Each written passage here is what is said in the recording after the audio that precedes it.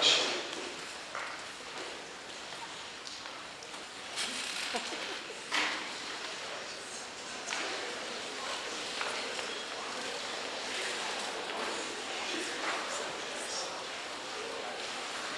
Sarah Bode is a lot of things. It doesn't take very long of knowing her to recognize she's a dedicated student, she's a gifted singer. If you've never heard her sing, make a chance to hear that before she graduates. And she's also one of the kindest people I think I've ever met. But there's another level to Sarah that may not be as obvious. She has courage. She has the courage to choose classes that she knows will challenge her. She has the courage to perform in public. And for years, surveys have indicated that Americans' #1 fear is not fear of death, it's fear of speaking or performing in public.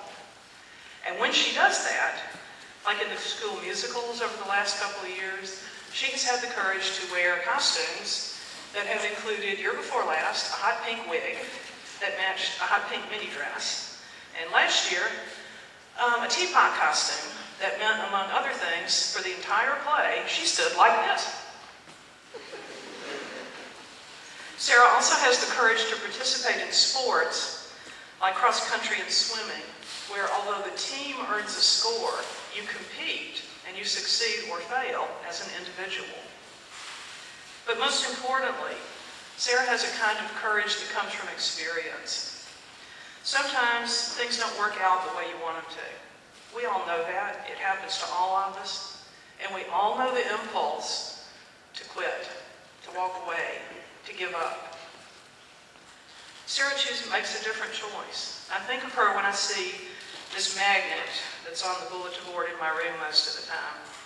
It's got a quote on it. It's one of my favorites. Courage does not always roar.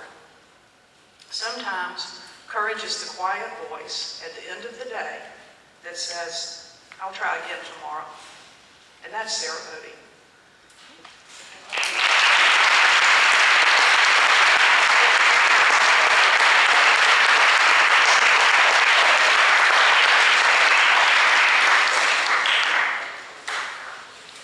Find a way. When Merrill Hodge first said this, he was referring to football. But I use this quote in every aspect of my life, from homework to relationships to sports. Hi, my name is Sarah, but most of you probably already know that. You also probably know me better as that crazy running girl. Yeah, that's me. When told to start seriously thinking of a topic for my senior speech about 2 weeks ago, I did what anyone would. I panicked. I had absolutely no clue what to write about. I'm only 17 years old. What wisdom could I possibly possess? I haven't shattered a world record. I haven't had a life-altering experience. Heck, I've barely even been out of the country. What could be so interesting about me that you all would be dying to know? I could write about how I'm a huge Steelers fan. That's Pittsburgh's football team, for those of you not sports inclined. But that's just sports, that's not me. I could write about my adventures in Costa Rica, but that was a long time ago and I don't remember much of it. And then I realized something. I was writing about things that I liked, but that weren't unique to me. So I began to think about what makes me tick. And that's when I knew what I would talk about.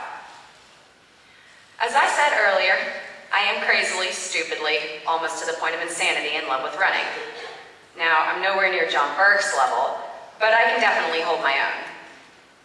When I explain why I run to other people, they look at me like I'm 10 types of crazy. But there's just something about the feeling of running as fast as you can that I can't get enough of. One thing that's really great about cross country is that the entire community is a family. The relationships you build with other runners are ones you keep for a long time. You don't just hang out with your team at cross country meets. You get to know other runners from other schools, other counties, and even other states. I mean, sure, you all run against each other, and yeah, you hate the girl in front of you during the race, but at the end, you congratulate each other and encourage each other to improve. It's such a great feeling when you finish a race and you know that you've given it everything you have. Cross country is a unique sport in that every single person I've met has helped me to be better. The running community is truly a family. At any given race, coaches and runners from other teams will be cheering you on, and you do the same for them. Running isn't only about beating your opponents from other schools. Your only opponent in cross country is yourself.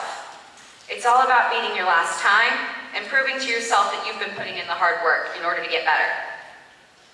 All throughout my cross country career, I have been pushed to do my best by my coaches, parents, teammates, and friends from other teams. And I'd say it's paid off a bit. I've come in second in the Region 3 cross country meet and won it twice. I've placed 10th and 5th in the state cross country meet.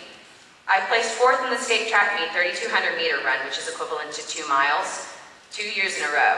And my sophomore year, I was 8th.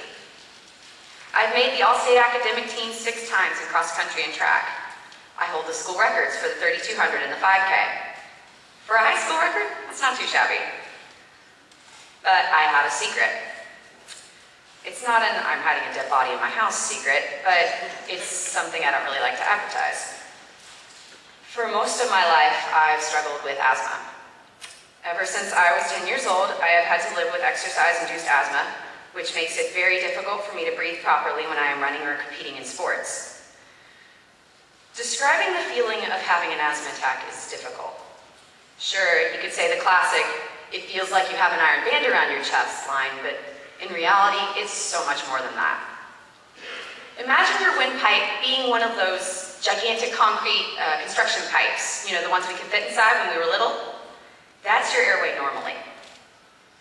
Now imagine trying to breathe through a small plastic straw while you're running. That's what my airways feel like when I'm having an asthma attack. And that's what I had to run through before I was diagnosed. Aside from the physical aspect, asthma also affects you mentally. I mean, you can't breathe. It's scary. Your brain is flipping out and you're frantically trying to suck in as much air as you can while also trying not to panic, at the same time searching for where you last put your rescue inhaler. One of the scariest attacks I had was in the middle of the night. I woke up and I could not get air into my lungs at all. Just picture that. I was disoriented, it was dark, I couldn't breathe, and I was scared. Asthma is so common that people have become desensitized to it. But when someone tells you they have asthma, don't write it off. This is what they're probably going through. This is my reality. I'm telling you this to show you what asthma is like, but more importantly, how I've overcome it. I'd also like to let you know 2 things. First, it's all under control. I have not had a serious asthma attack in months. I don't emphasize it because it doesn't matter in my day-to-day world. While I am extremely active, I can't do certain types of physical activity without either first taking my inhaler or using my nebulizer, which is a machine that breaks up my medication in order for my airways to absorb it better. Some of my cross-country, swimming, and track teammates have probably seen me with a small blue box-like thing with a mask attached. That's my nebulizer. Without it, I probably couldn't perform to the extent that I do. But this is only precautionary, and it would only help if exercise did trigger an attack. Secondly, my asthma has in no way hindered me in doing what I want to do, and that's to simply be the best that I can be. Sure, I have days where I don't want to run, we all do, but rather than looking for reasons that I can't run, I look for reasons why I should. I don't view my condition as something that has made me weaker, or as an excuse not to work as hard as I can. Instead, I choose to see it as an obstacle that I have overcome, and that has made me stronger. If you ever have a difficult time in your life and you are tempted to take the easy way out, I have some advice for you. Don't. Rather than finding excuses, find that one reason that you should keep pushing on. If you keep looking for reasons to work harder, then you will get better. Find that way, and success will find you.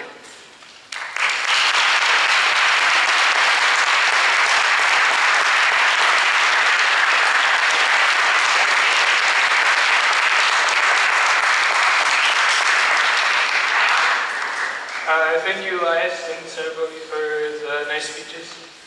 If you have any announcements yourselves, you can come up and make a formal line. Thank you.